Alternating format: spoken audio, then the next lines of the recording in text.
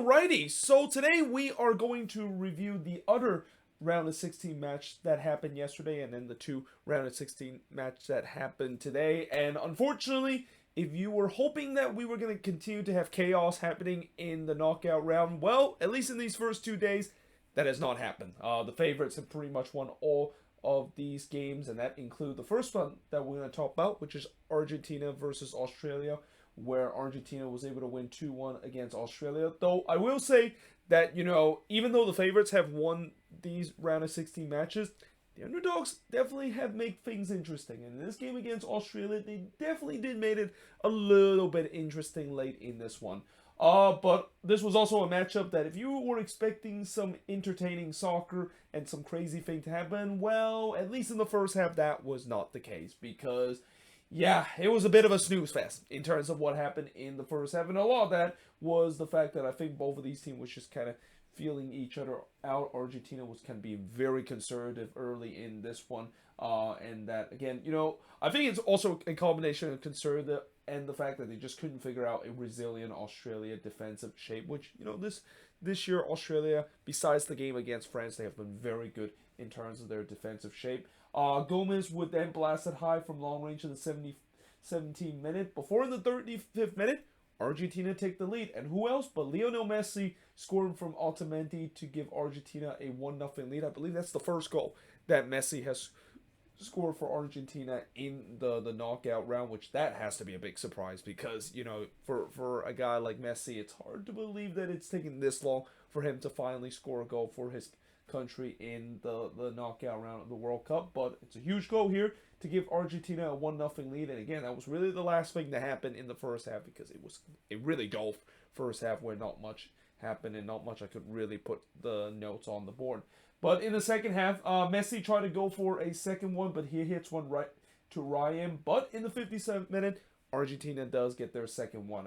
It's Alvarez, the one that gives Argentina a 2-0 lead, but it was an absolute gift from Matty Ryan. I mean, this is definitely not a moment that the Australian goalkeeper would want to look back because he basically gifted this one right to Alvarez, and Alvarez says, "Thank you very much. I'm just gonna put it into the empty net." And yeah, that, like, if you're the underdog and you're facing a superior team, that is the last thing you want to do, and that it cost the Socceroos big time in that one. And yeah, all of a sudden they find them down 2-0 down, and you just feel like there's no way back for the Socceroos in this one. I mean, Argentina, they looked comfortable, they were dominating possession. The shots, though, were only 4-1 through 63 minutes. Again, it was not a game where, I feel like Argentina, they were trying to grind out this game, which means that, if you were a neutral, you were hoping some crazy action, then that was not going to be the case, with Argentina just being kind of in cruise control throughout the match so they can move on into the quarterfinal. Though, that being said, Messi did try to make it 3-0, but he puts it high from close range. But then in the 77th minute, Australia got one back. And it's actually credited as an own goal from Enzo Fernandez, but I feel like they should have give Craig Goodwin the goal in this one. Because, yes, it did take off a deflection, and I think maybe they said that Goodwin's shot was not on target, so that's why they give Fernandez the own goal. But still, I think they should have just give Craig Goodwin the goal there. But nevertheless, it does give a goal back for Australia, and all of a sudden, yeah, you can definitely see there's some tension in those Argentine fans. I mean, so for the most part, it's been relatively kind of easy, but you can see there was some tension, and those Socceroos fans, which there wasn't really a lot of them, but they can sense that, yeah, they're back into this game. They have a chance to get the equalizer. Behic tried to do so, and he probably should have done because he had a really good look there from close range, but his shot was deflected and it goes wide.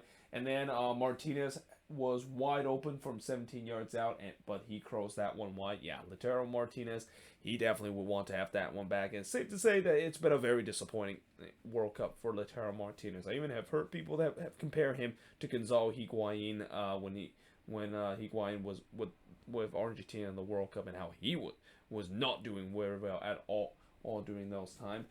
We then get some pushing and shoving between both of these teams, which that's something I didn't expect it to happen in this one. But you kind of just sense the tension from the Argentine fans. Like when it was 7 minutes announced, that it's still a long way to go for them to get themselves to the quarterfinal. Though Messi tried to slam the door on the Aussies, but he curls one in that was high, and then Ryan had to deny Martinez. And then Messi, I don't know if he knew a lot about this one.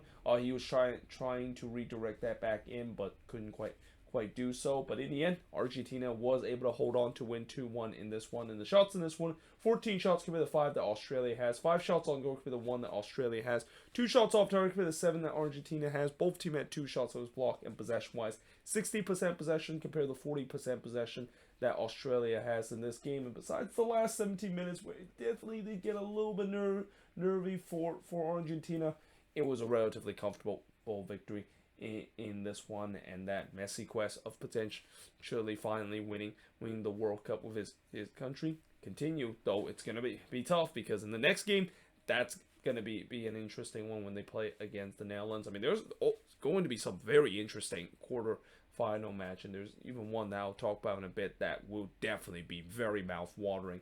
And one of the opponent that will be in a mouth-watering match in the quarterfinal is France, who of course were able to win 3-1 in this game against Poland. But again, this was another game where, I feel like Poland, there were at times in the first half they were brave and trying to go for it, but you just kind of had a sense in the second half they ran out of gas, and that's when the French basically capitalized in big way. And also, that guy called Kylian Mbappe, yeah, he's very good. He turns out to be a guy that maybe could win the best player of the tournament. And when this is all said and done. Though early on, Varane had a header that was missed wide in the 3rd minute. And again, Poland, I thought they were being aggressive early. And it's a very interesting strategy for them to do, because, when you're the underdog, do you want to maybe go for it early on and hope to get a goal? Because if you want to go early and try to be aggressive, you open yourself up, and the other team the superior team can capitalize on that. And also, would you run out of the gas if you don't get that goal? But I guess the Polish decided that they really need to get themselves the opening going, and I think that's also something that maybe is used to try to get their fans excited, because I think that's been one of the criticism I think Polish fans has had with their national team, which is they just sit back way too much. They don't show that aggression, but they definitely showed it early on, playing a bit of a high line against France. Though in the 13th minute, Szczęsny would deny Chumani from close range, because of course Wojciech Szczęsny. I mean, I know it's still early, but I have a feeling he's going to win the goalkeeper of the tournament. I mean, it's been an incredible tournament for Wojciech Szczęsny, and he's really the single reason why Poland even had a chance to make it into the quarterfinal. Or not the quarterfinal, but in the round of 16. But early on, the shots were 4-0 to France. Oh, I forgot to mention Dembele would then hits one to Szczęsny.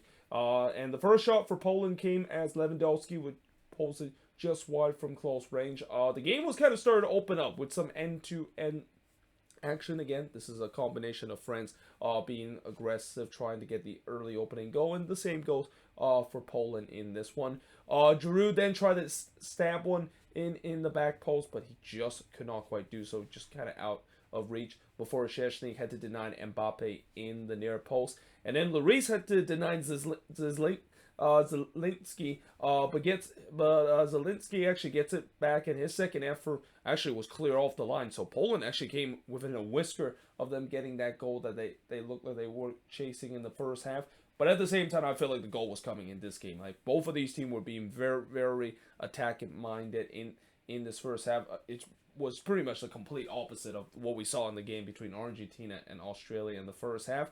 And little do we know that the goal, of course, would come. And it would actually be a historic goal for France in this one, because in the 44th minute, Olivier Giroud scored from Mbappe to give France the 1-0 lead. But most importantly for Giroud, he becomes the all-time French goal scorer on this national team, passing Thierry Henry in terms of that honor. And what a career Olivier Giroud has had, especially for the French national team. I mean, I have a feeling, he probably might not hold that title for a very long, because, Mbappe, with the way that he's already scoring at will for this French national team, eventually he probably might catch up to him. But the fact that Giroud is able to overtake a legend that is known as Thierry Henry, I mean, what a moment that is for him. And yeah, that gives France a 1-0 lead. Though Kaminski tried to tie it for Poland, but his shot was deflected into the side netting.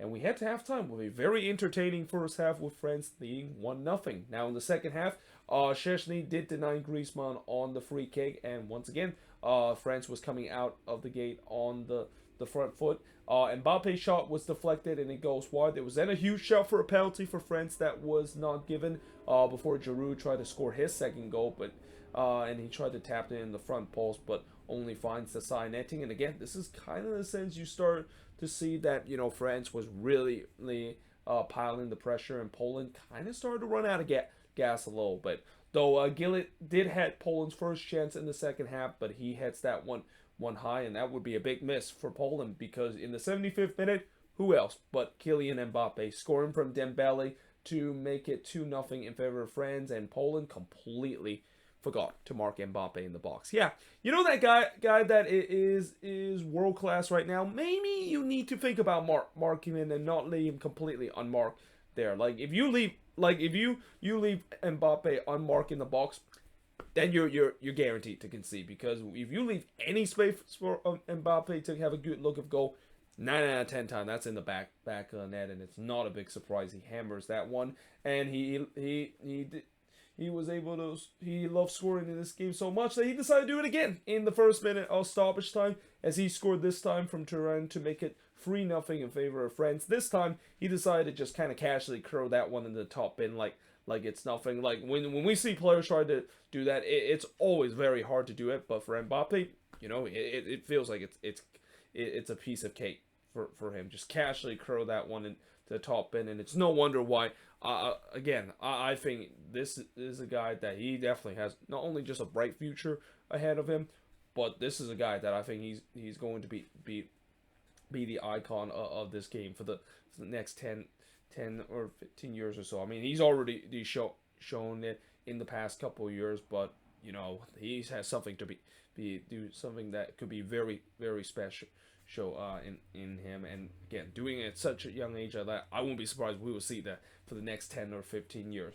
Though Lewandowski tried to respond that, but he missed wide in the second minute of stoppage time before Milik tried to go on his bike there, but actually struck the post. And actually on the same play, there was actually a check for whether or not if Minko actually handballed that one in the box, and they say he did. And I feel like that was kind of a little harsh on Minko case, because you can clearly see that, you know, his hand, I don't think it was in an outstretched position. And also knowing the fact that this game is already 3-0, like they're, you know, really, do you really need to extend this game? Well, apparently VAR and FIFA think that that's the case, so they give the penalty for Poland. And in the first penalty kick attempt, it looked like Lloris was able to deny Lewandowski from the spot. The problem is he was way off his lines, and it wasn't even close.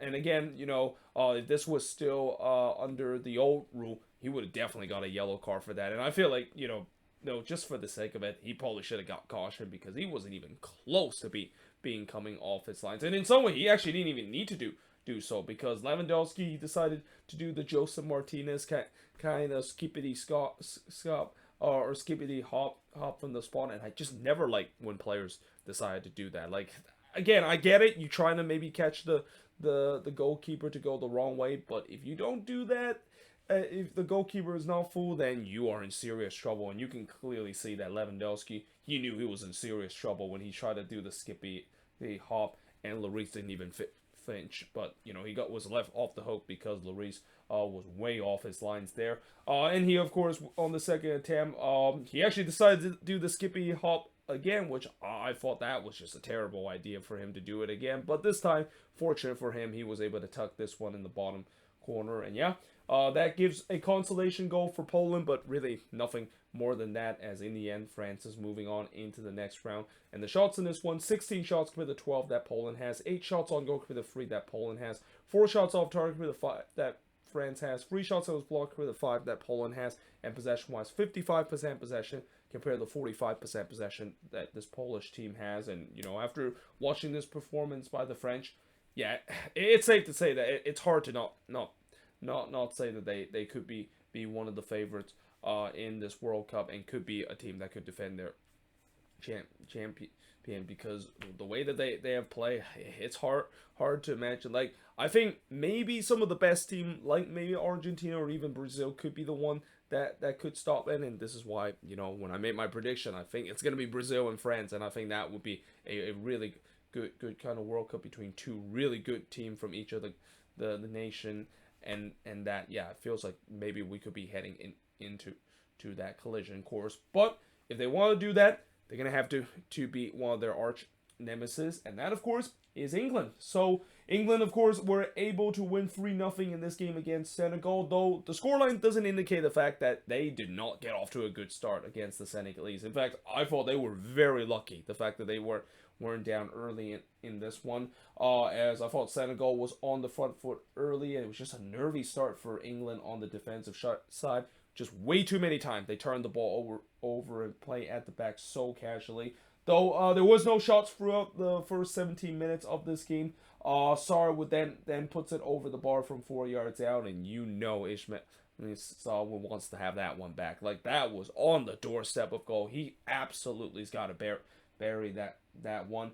And then in the 31st minute, Pickford had to call into action as he denied Sarr in the front post. So again, for Sarr, he's going to be thinking about that for the until he once again play club for his club again, of all those missed chances that he has, because those are two golden opportunities that Senegal had to get themselves a 1-0 lead. And again, they have been the better side early on, but can they, of course, get the opening goal while England has been poor and maybe are lucky the fact that they're not 1-0 down in this one. But how many times we have said in the old saying in this game, when you don't punish your superior opposition, when you give into the chance to do so, it's going to come back to haunt you. And it come back to haunt Senegal, because in the 39th minute, England would get to the opening goal. It's Jordan Henderson scoring from Bellingham to give England a 1-0 lead. It was completely against the run of play, because up to that point, Senegal was by far the better team, and you didn't think that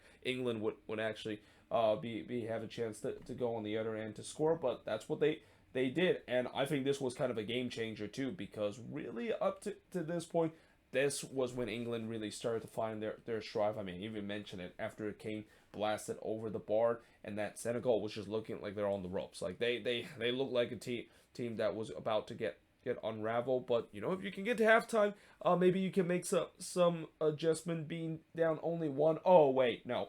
Harry Kane scoring again here from Foden in the 2nd minute of stoppage time to make it 2-0 in favor of England, and that was on a lightning counter attack by England. They're just completely caught Senegal be playing too many man forward, and yeah, just like that, England was up 2-0 against Senegal. And that, yeah, you just think for Senegal, that is like this is kind of similar to, I feel like this game was kind of similar to the one between the Netherlands and the U.S., where the U.S. played well in the first half, and they had their chances to get the opening goal, but they don't get that opening goal, and then the superior team able to catch them off guard on the counterattack. And it feels like the same thing in this one, and that we'll see whether or not if Senegal up to this point can do what the U.S. does, is crawl one back. But as we head to halftime, it was 2-0 in favor of England. Now in the second half, they did try to crawl one back in the 49th minute as Sarr puts it wide from close range, and then on the other end, Saka would miss one in the back post. But then in the 59th minute, England pretty much make sure that this game was on ice, as Bukayo Saka would score from Phil Foden to make it 3-0 in favor of England. And England was just in full control after this game. Like Senegal, they looked like they were down and out, because they're already facing a bit of a challenging task, overcoming a 2-0 deficit, but now it's 3-0. It's pretty much game, set, and match. And I kind of knew it too, because for the rest of the way, England really kind of just decided to do the same thing that Argentina did to Australia for pretty much majority part of this game, which just kind of just decided to casually cruise their way to the next round, and really kind of put it into second or even first gear. But Saw did have one last opportunity in the 73rd minute, but he puts it into the side netting on the free case. Again, Ismail Sarr, he's going to be very frustrated and going to be thinking about all those missed chances they had. Because, again, it's hard to believe he had a lot of chances in this one to give Senegal the lead. But he wasn't able to do so in this one. And yeah, in the end, England was able to win 3-0 against Senegal. Shots in this one, 8 shots compared to 10 that Senegal has. 1 shots on goal compared to 4 that England has. 5 shots off target compared to 4 that England has. No shots that was blocked compared to 4 that Senegal has. And possession-wise, 61% possession compared to 39% possession that Senegal has in this game. And, you know, for England, I mean, again, the scoreline, I don't think will indicate the fact that there's times where they definitely look uncomfortable. And I have a feeling when they do play against France, if they have that kind of slow start against this French team, oh boy, it's not going to be pretty. But, you know, they kind of got away with it. They got that important goal. And that, again, that showdown between England and France, it's definitely going to be a must-watch kind of game. And that also, unfortunately, yeah, I think that game is actually going to be happening on Saturday. And, you know, since I'm working next week on Saturday, I probably won't be able to watch this game on live, but I'll definitely watch the replay and talk about what we saw, because I think there's going to be a lot of anticipation in that match. 2 European giants facing off against each other, and that, yeah, we'll see who, of course, will come up top. And not to mention, at least I got my prediction right, the fact that I thought England and France was going to meet in the quarterfinal in one part of the bracket. But there you have it. That is pretty much it in terms of the review that these round of 16 matchup. And by the way, speaking of prediction, you know, after I got off to that terrible start where I actually got the US versus Netherlands prediction wrong, so far I've been able to get the prediction right for these next 3 games. But I think these next couple of round 16 game will once again test my prediction skill, because of the way that I was expecting there was going to be some chaos in this round of 16. I was expecting we were going to get upsets, but so far that's just have not been the case, and that we'll see whether if that's going to be the case, at least in these next couple of round of 16 game. But until then, hope you guys enjoyed this video. If you do, make sure you guys leave a like, smash the subscribe button, let me know in the comment below what do you think of these 3 round of 16 game. And yeah, hope you guys enjoyed this video, and I will see you guys next time.